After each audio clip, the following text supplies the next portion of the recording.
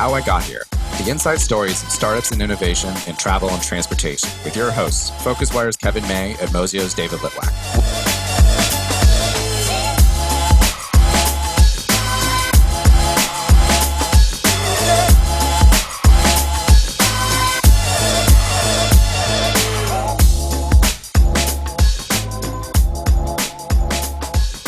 Hello, everyone. Thanks for joining us today for How I Got Here, Mozio and PhocusWire's weekly podcast on innovation in travel and transportation. Today, we're joined by Paul Metselaar. Welcome, Paul. Thank you. Great to be here. So Paul founded Ovation Travel Group in 1984, and in addition to Ovation Travel, it includes the brands Lawyers Travel and Chartwell Travel, and in 2019 did a total of $1.4 billion in sales. Ovation is one of the last independent travel agencies and actually never raised funding. In 2017, Paul also started Skylark, the next generation OTA that combines a higher level of human touch with technology for the high-end luxury leisure traveler. So Paul, we like to start every episode with the same question. Tell us how you got here. Yeah, so it was quite a roller coaster. And so I was a young lawyer, and my father had a travel business that was struggling. And I was essentially, I was about a second year associate with a Park Avenue law firm. And I had grown up in the travel business. My parents had a teen tour and then a travel agency. And so I used to run teen tours in the summers and so on. And so I was a young lawyer, and I just got married, and I was 27. And my father had this travel agency that was, as I said, struggling. And so I came into the business actually against their better judgment and wishes, because basically my family was in trouble, and I thought, as a young lawyer, because I was so smart, that I'd turn the business around and go back to practicing law in 6 months. Didn't quite work out that way. Here I am, 35, almost 36 years later, and I found myself when I found myself in the travel industry. I looked around at competitors and I said, "Well, how am I going to compete with Carlton and American Express and all these big guys?" And there were a lot more resources. We did maybe $2 million a year in travel, and so I remembered back from my when I was a litigator. I was sort of the travel guy because I had a lot of knowledge about the travel business. And I remember going to the airport with my boss, who was the head of the litigation department, and I got these cheap tickets for us to fly to do depositions in LA or somewhere. And he looks at me and he says, "What are you, nuts? We go first class. The client's paying the bill."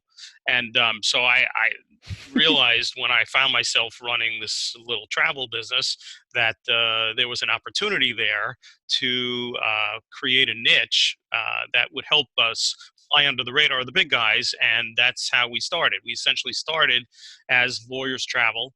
I went door to door in New York, knocking on doors of law firms back in the mid 80s, and finally convinced one of them to become a client. And then I went across the street to another one and said, such and such is using us.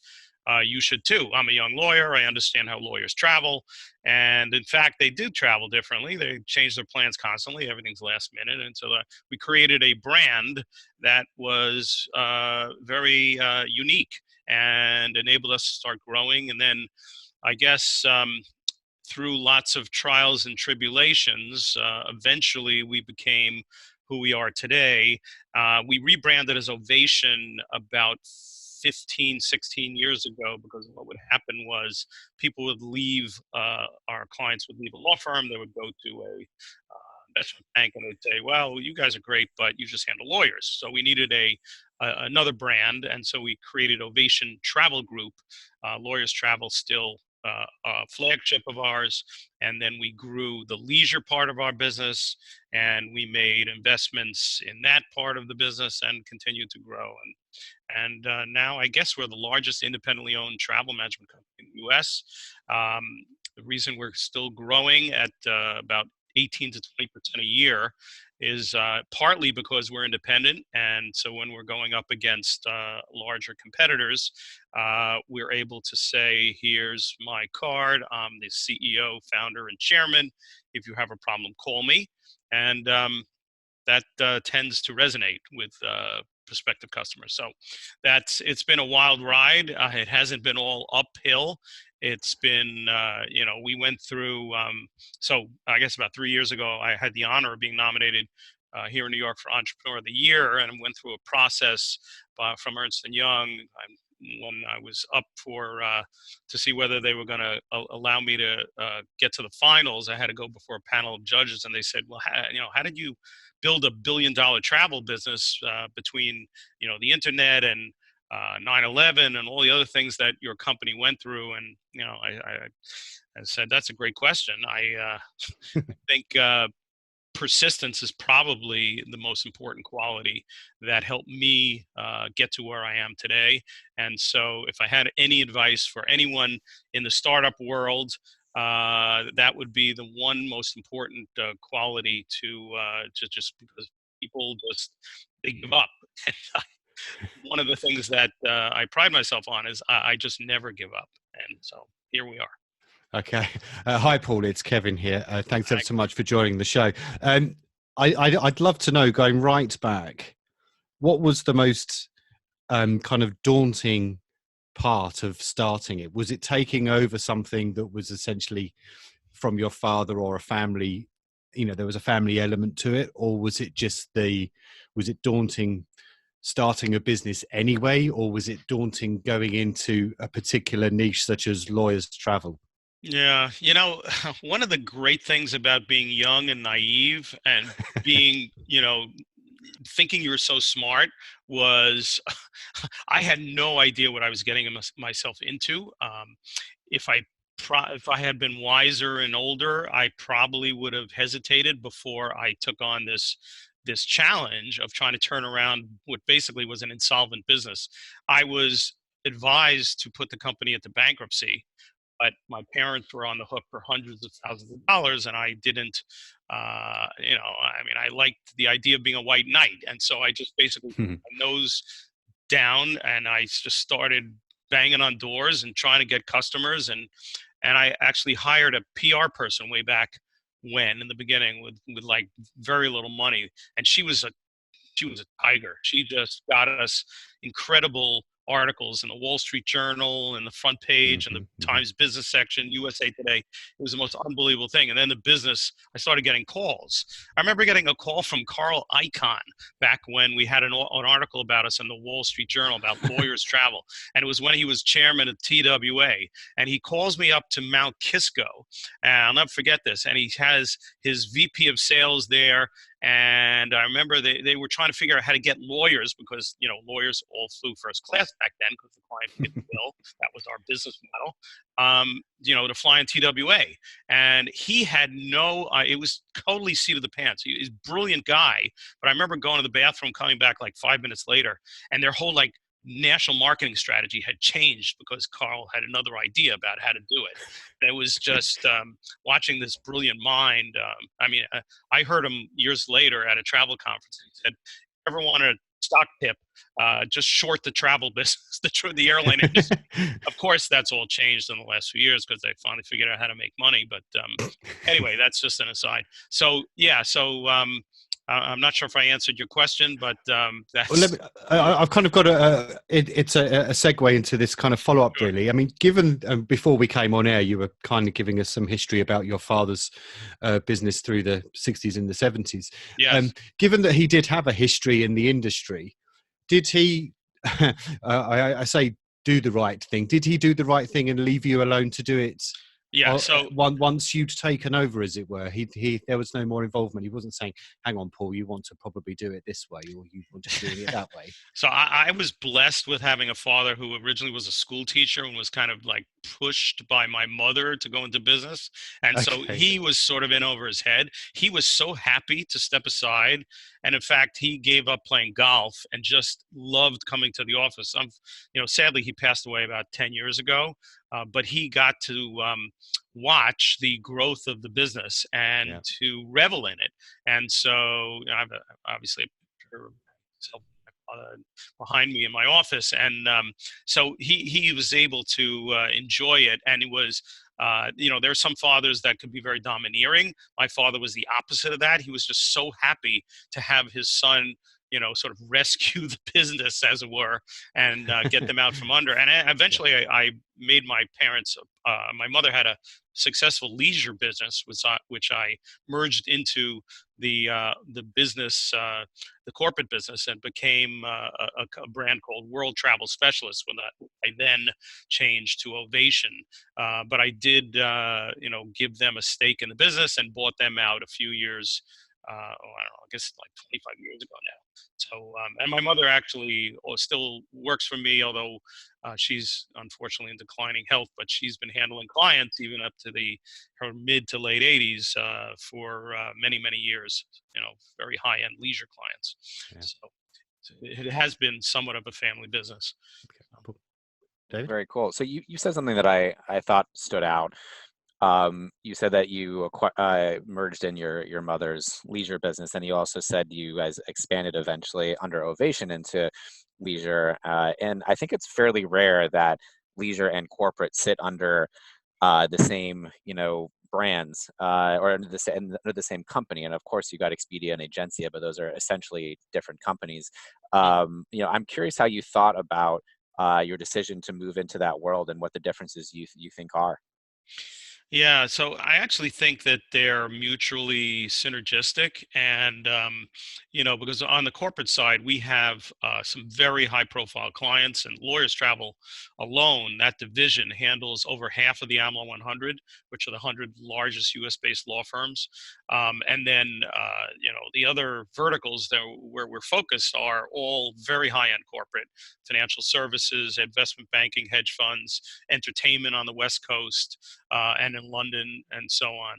And so we get tremendous amount of leads, both leisure leads from corporate and corporate leads from our leisure agents, many of whom are very high profile independent advisors. So we have, that's a significant part of our business as well, where we have independent advisors or contractors who handle their own clients and do that through our platform. And so again, it's mutually synergistic. And if actually the margins, believe it or not, on the leisure side can be higher at times than the corporate side. But the corporate business is somewhat like an annuity. If you take good care of your corporate customers, they will continue to renew their contracts, and so that business is a really good business too, and a decent margin business. So. You said something interesting there. You said independent advisors. Are you referring to like your a host agency model?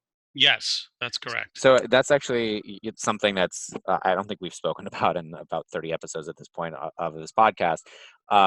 You're also affiliated with BCD, which is one of the big, one of the other big TMC. So could you explain kind of what that relationship is like, your relationship with BCD, and also your relationship with these agencies? Because I'm not sure most of our listeners probably know what a host agency is, and it took me years to kind of figure out that web of connections. Yeah. So, we don't really think of ourselves as a host agency. I mean, I would say if you break down our business, we're about 75% corporate, about 20% very high-end leisure, where we have independent advisors and affiliates.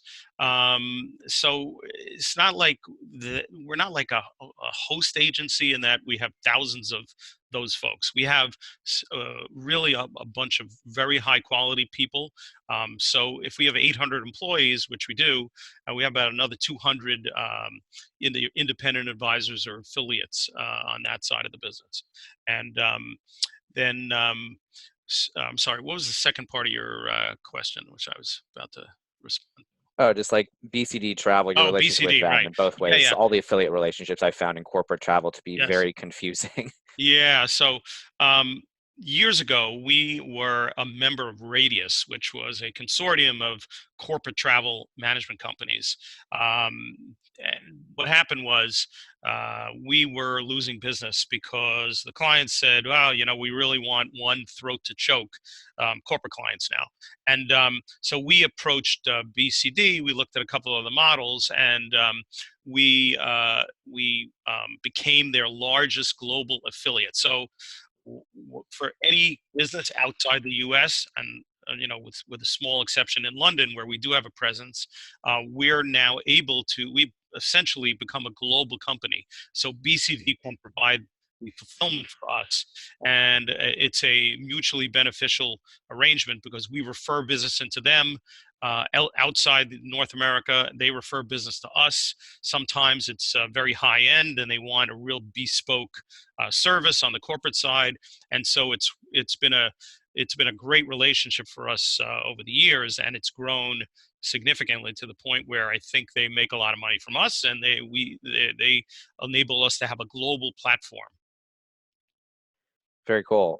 Like, this is a little bit of a in the weeds question, but I think it was a huge learning curve for me. Mozio has been in business for 9 years, and I think it probably took me about that much time to figure out, leisure consortiums and, the consortiums among the TMCs and the host agencies and what is a TMC and an OBT, and then some people launch with both, and like it gets incredibly confusing. And I'm curious if you're more bullish on, like, do you think consortiums like that are the way of the future? Do you think vertical integration like the travel banks, Next Travel, Trip Actions are the way of the future? Like, when it comes to these kind of affiliate and partnership relationships, do you have a particular opinion about what's going to be happening next? Yeah, so I mean, I think eventually it's going to become globally, it will become more seamless.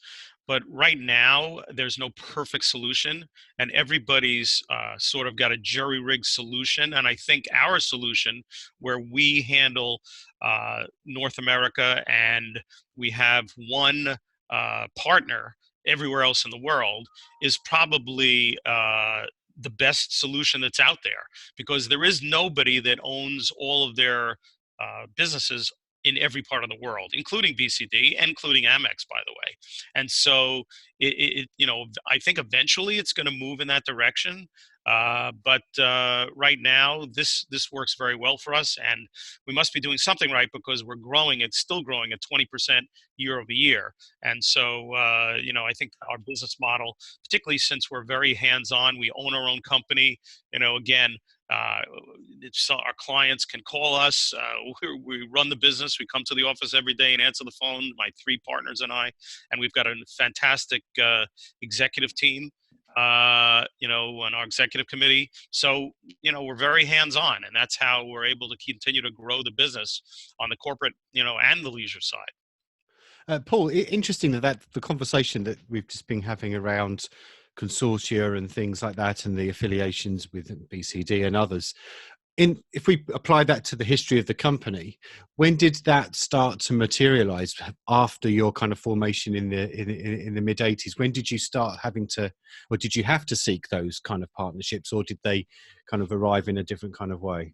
Yeah, well, we always saw the handwriting on the wall that we needed to be a global company if we were going to compete and continue to grow, even as far back as the 80s. I mean, we were originally a member of what I mentioned before, of Radius, which is a consortium of independently owned TMCs around the world. The problem was with things like data collection and risk management, you really couldn't. It didn't present a seamless solution, and so we needed that. And BCD, as our partner globally, was able to give us that. And similar on the leisure side, we're one of the largest members of Virtuoso, which you're probably familiar with, because we do a lot of very high-end leisure business. And so you get tremendous leverage by partnering. I don't know if you could call it co-opetition, whatever you want to call it, but by partnering with organizations that can fill in the blanks of what you don't possess. Because in our business there aren't unlimited funds, and we can't go and buy companies all over the world to become American Express. That's just not something that is economically feasible. And whether it's famously or not, it often is when we're talking to startups. I mean, you haven't raised any money with Ovation, and we're going to come to the other business that you've been involved in the last couple of years. But give us your sense around why you haven't raised any money? Is it because you were running on your own revenues and your own profits and things like that, or was it lack of opportunity, or what was the kind of scenario that led you to not having to raise any money? That's a funny question because it never even would have occurred to me. I started in the mid '80s. Well, the reference point here is because there are so many other corporate travel agencies that are raising eye-watering amounts of money in these days. Mm-hmm. So it's your perspective I'm curious about here. Yeah, no, it just. I mean, we had basically an insolvent business, and there wasn't anybody who had half a brain. I mean, I had one rich uncle, and I remember having a conversation with him to try to convince him to give me, loan me 25 grand to, help get this business going, and he basically turned me down. So, just had a bootstrap. It wasn't a choice. It wasn't like there wasn't the venture capital world that there exists today back in the 80s. It just didn't exist. And so, I just never thought of that as a possible avenue, even when the business started to prosper. And then we were pretty much self-sustaining. By the early 90s, I would say we were, look, it took years before we started making money. And I remember having to, tell my wife, I need a check to make payroll. I mean, there were some really rough times, not to mention we went through, 9/11. The business had started to grow quite a bit, and we were flatlined after 9/11. I had an office in the Trade Center. I remember we had one employee was a dedicated on-site for a law firm, and she walked from the 57th floor of One World Trade all the way to her family's house in the Bronx. She still works for me, by the way, and covered with ashes. She just that was so we were essentially out of business. And then we thought nothing could be worse than 9/11, and the global financial crisis hit. On September 15, 2008, my wife and I were in the south of France. Not only was it raining at the Hotel de Cap, but I got a call from my CFO. We're off 20%. We need to start laying people off. That was the day that Lehman filed for bankruptcy. So, right. these are I mean, it sounds like it was just an up story, but it was a roller coaster. I mean, there were several times that we flatlined and we had to rebuild the business. And I have to say, every time we did that, competitors fell away. We redoubled our efforts. We figured out how to get in front of it. And right now, we're worrying about the same thing, this coronavirus. Who the hell knows what's going to happen with this crazy, it's worse. More people have died now than SARS, which was, a debacle for our international travel business a few years back. And, but I guess the good news is that, what Nietzsche said, what doesn't kill you makes you stronger. Every time we've gone through one of these crises, we've emerged as a stronger company. Competitors have fallen away, and, we've benefited from that. And here we are, last man standing. Indeed. And just interesting, you've said twice there now, you've picked yourself up and you've, rethought through the business. Give us an example of what you've had to do from an industry perspective, whether it was partnerships with your suppliers or whether it was your customer base of lawyers. What did you have to do to kind of reinvigorate the business after, things such as 9/11 and the global financial crisis? No, that's a great question. I mean, just going back to 9/11, I mean, leaving aside, being a large New York-based travel company and watching the smoke from my Upper East Side, apartment downtown, and thinking of, just the human scale of what had happened. Our VP of operations, Brendan O'Connor, at the time, lost his brother-in-law, who was a fire captain, who ran into the building, lost two kids. His other brother-in-law, the younger brother, was the one who, on the concert for New York where Paul McCartney performed, was the one who got onto at Madison Square Garden, got on national TV and said, "Osama bin Laden, you could kiss my royal Irish ass." That was so we were, we were effectively done. What we did was we knew we had a loyal client base comprised at that time mostly of law firms and financial service companies, and we basically went to them and said, we need you to advance us money so that we can make our payroll.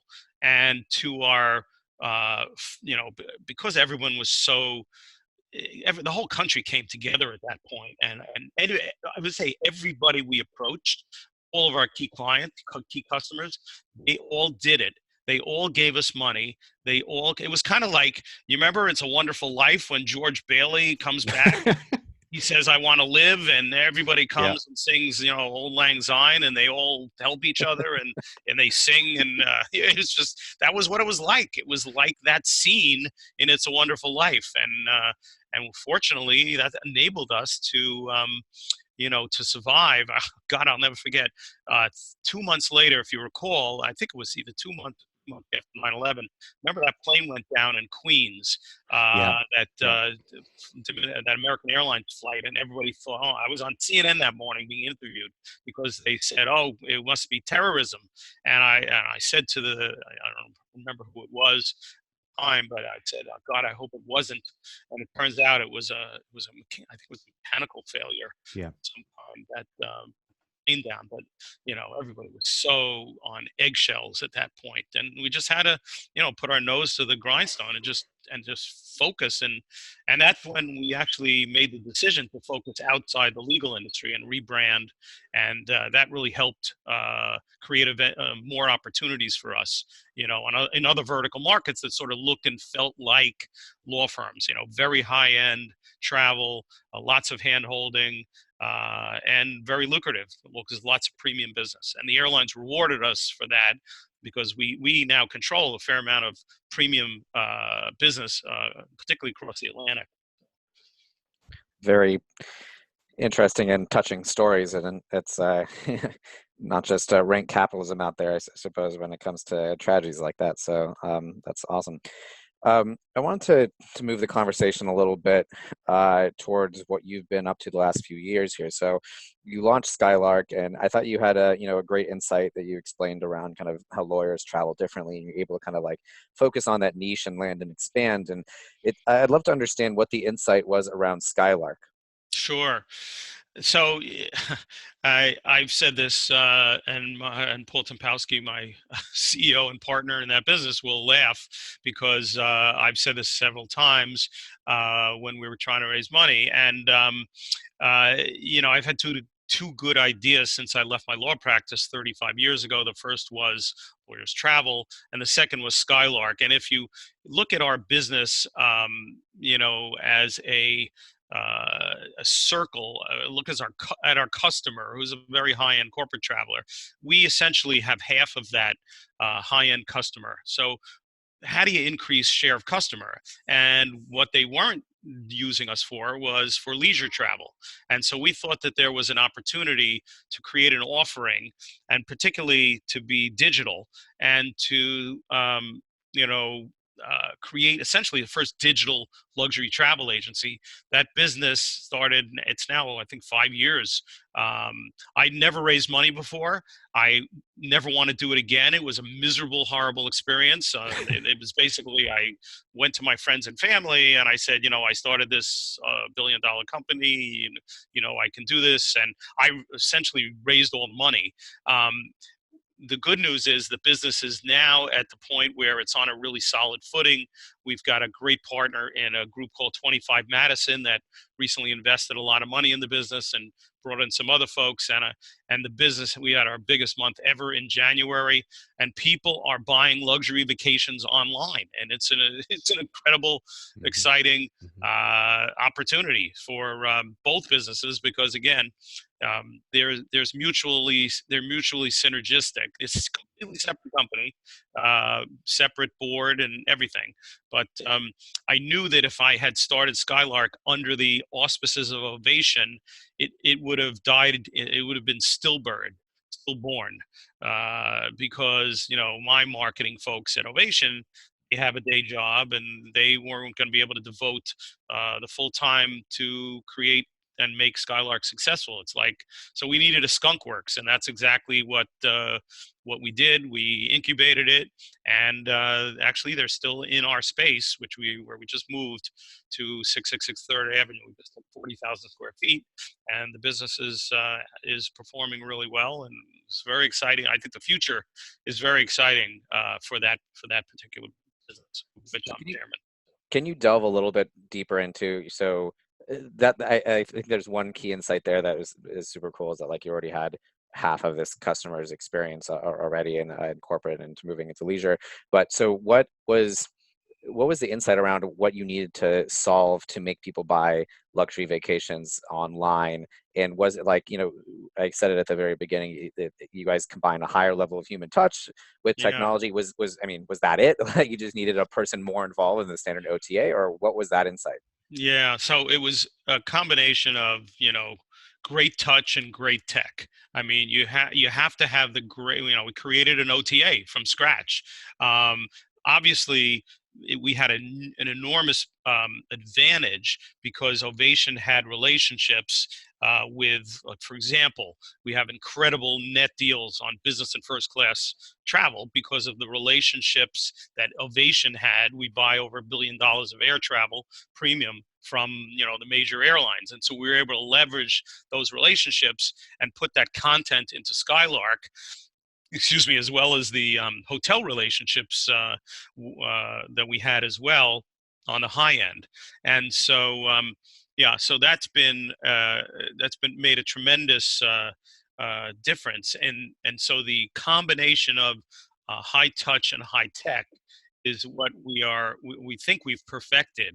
You can go on Skylark and you can book your own vacation. If you have a problem, you can chat with us, and the same great service that we provide in our Ovation's leisure department, we're providing through Skylark, through Luxury Travel Advisors. If you need us, you don't necessarily have to, but if you're in the Seychelles and you get called back to a deal where you have to, leave your trip early or whatever it might, any kind of travel disruption, you can always rely on Skylark to be able to speak to a human and not have to, like you go to Expedia and you're basically, you're screwed. There's nobody with a brain that you could talk to. Most of the OTAs are like that. And so, Skylark is differentiated in the sense that we've figured out a way to combine high touch and high tech for luxury travelers. And it's amazing, the demographics. It's older than you would think. It's not just millennials with money. It's the demographics are really exciting, and we're getting a lot of tremendous repeat business in Skylark. So we're really excited about that.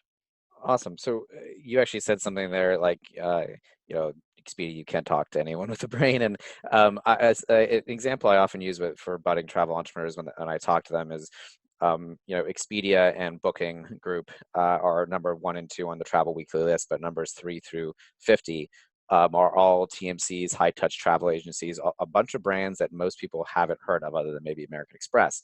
And like the death of the travel agent and the in-person, interaction or interaction with a real person, excuse me, it has been kind of highly exaggerated. And so I'm curious if you have an opinion on the role of humans in either luxury travel or corporate travel, travel industry in general going forward. What is their role?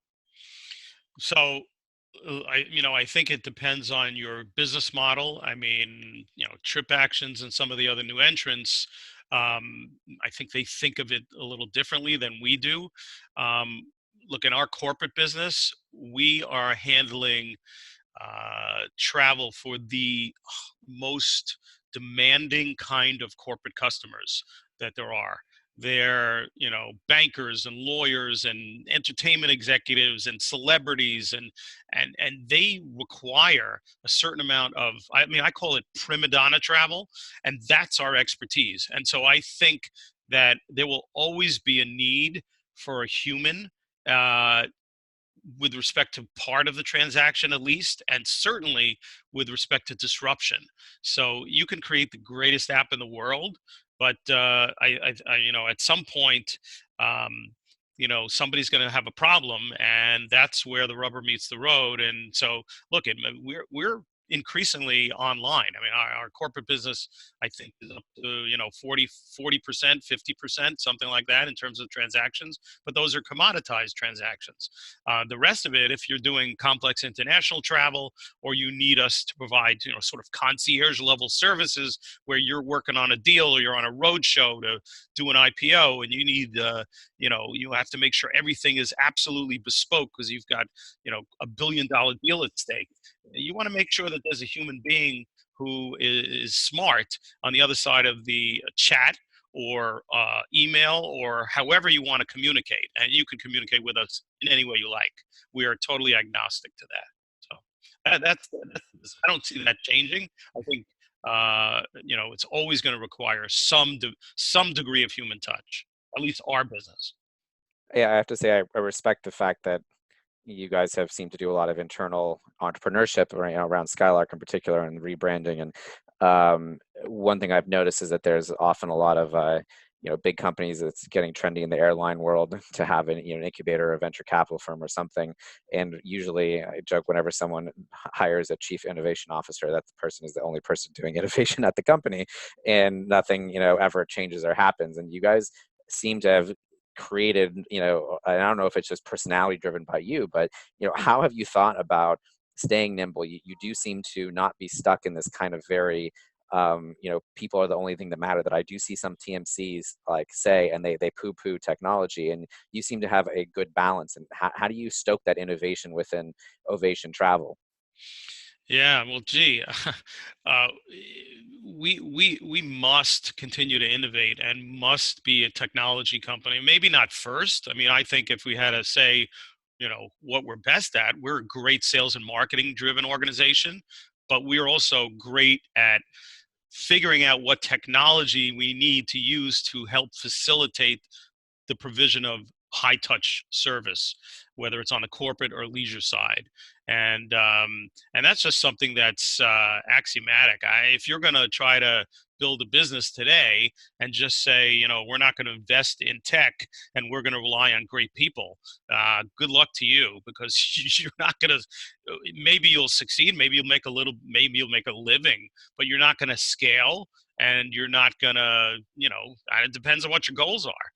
My goal personally is to continue to build my business.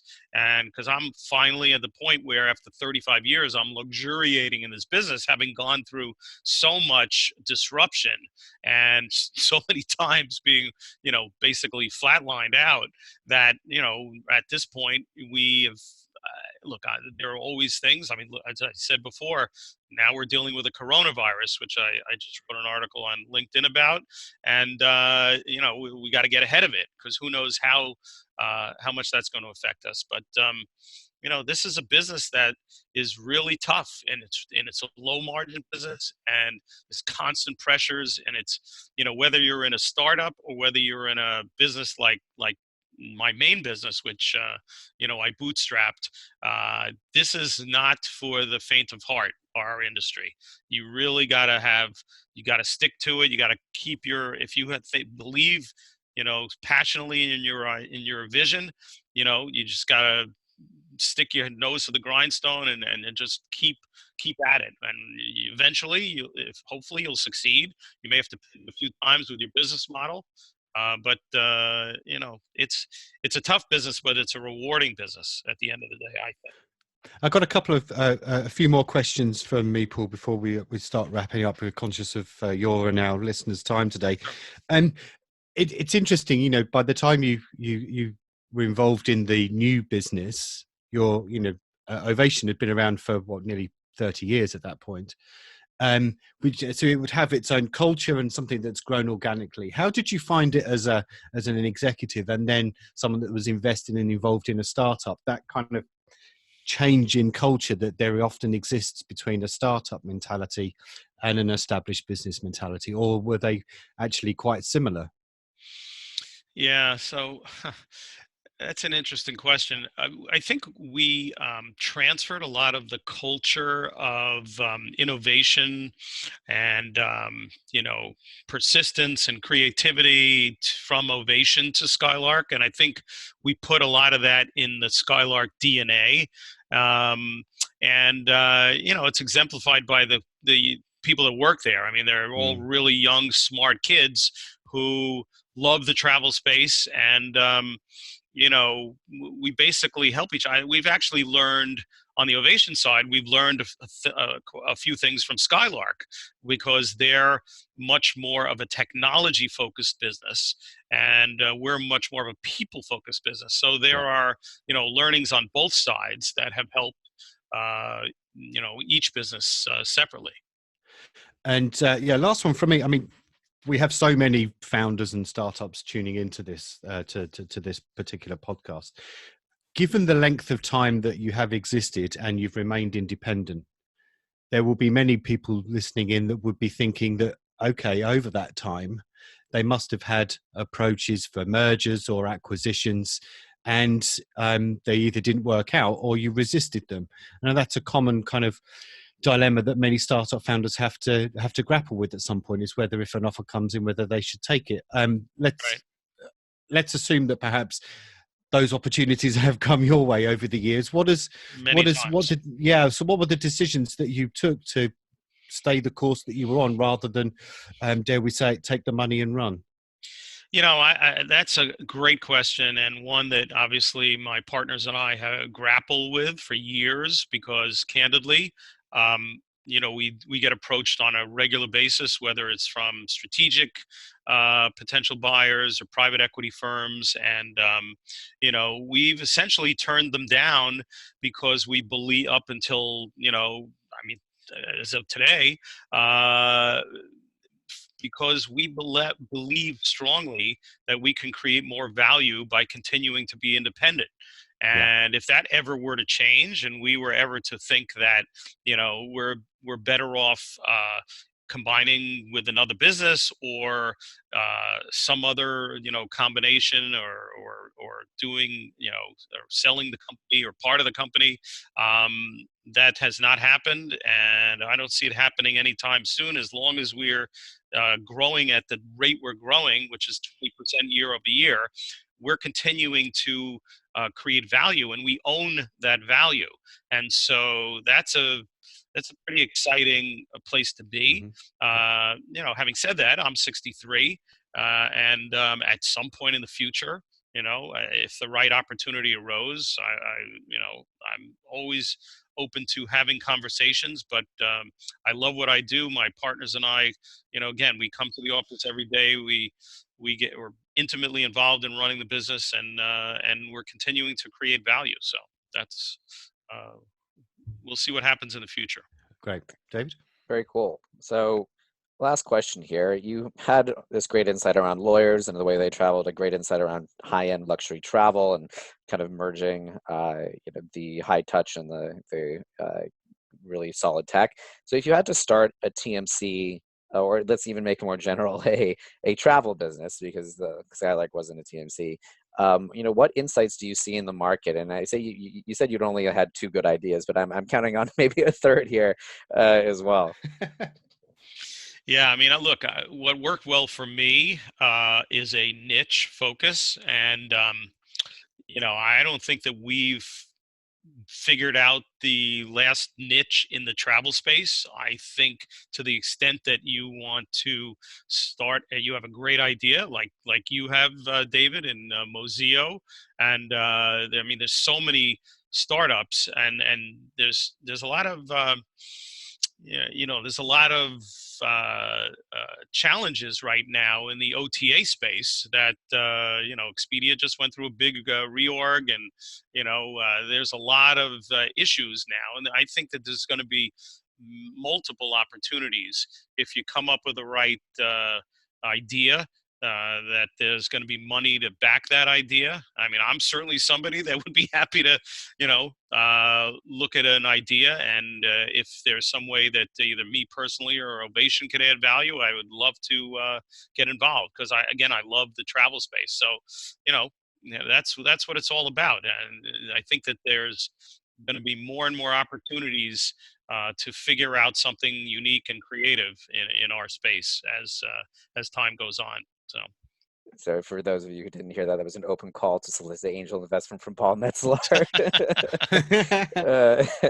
Cool. Well, thanks for joining us today, Paul. It's been great to get the insights behind your business and growth. And this has been How I Got Here, Mozio and PhocusWire's podcast with Kevin May from PhocusWire and myself, David Litwak from Mozio. And thanks for joining us, Paul. That was great to talk to you guys today. Thanks, Paul. All right, my pleasure. Take care.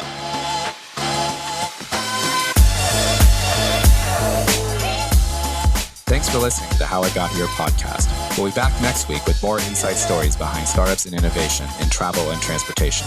Check mozio.com/move for a complete write-up of the highlights of every podcast with translations into 5 languages. And get your daily dose of news on the digital travel economy by subscribing to the newsletter at PhocusWire.com. See you next week.